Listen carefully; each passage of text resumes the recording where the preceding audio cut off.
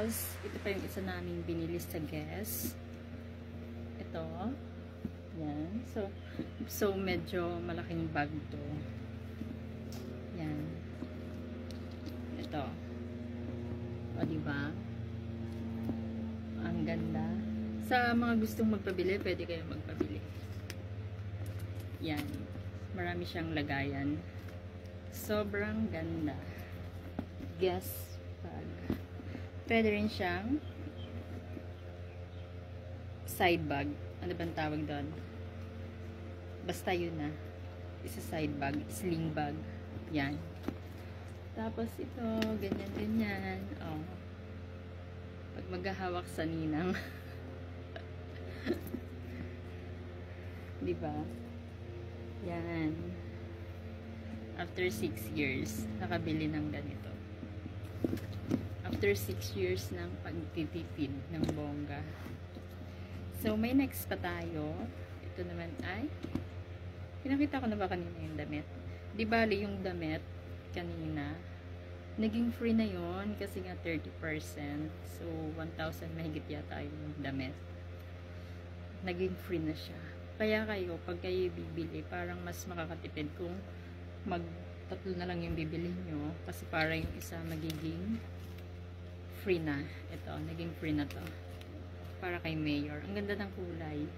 Nakahiligan na ngayon ni Mayor yung mga light color. Magaganda. Dati puro black lang, gray. Sabi ko, magbago-bago ko naman ang kulay. Puro ko na lang black, gray. Sabi ko sa kanya, okay ba? Ganda-ganda nito. Sobrang ganda. Tapos, bumili rin kami ng belt. So, Giordano. Ayan.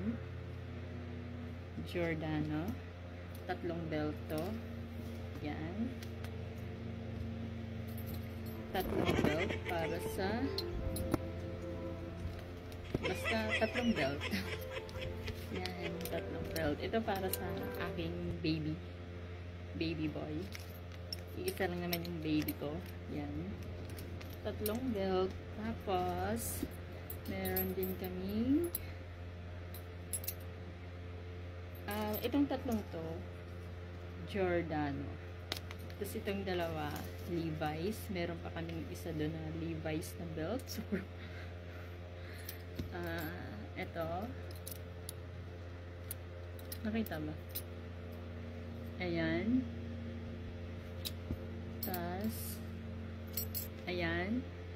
So, maganda tong isang belt. Itong Levi's, pang babae ito. So, reversible siya. Paano ba i-reverse? Wala, hindi marunong. Ayan. Re-reverse. O, diba? Reversible. Ikot mo lang. Wala, hindi marunong. Ayan, ganun. Ganyan. Chan! Charan! Charan! Yan. Charan! Oh, reversible. So, yan. Ito yung napamili namin ng isang araw. Sana masundan pa. Kaya sana more OT pa sana. Para more mabili pa. Para sa mga mahal sa buhay. Kaya kayo, magtipid kayo. Huwag mo na kayong bigay ng bigay. Ganun ng pera. Kasi nga, sobrang hirap naman sa abroad. Hindi man habang buhay nasa abroad. Kailang, pwede naman yung iba habang buhay nasa abroad. Pero, ako parang ayaw ko nang maging habang buhay sa abroad. At parang ayaw ko nang mag-abroad ulit pagkatapos ko dito. So, kaya talagang nag-iipon ako. Para pag-uwi, magdi-negosyo na lang dahil sobrang hirap ng malayo sa pamilya. Ha? Ingat kayo!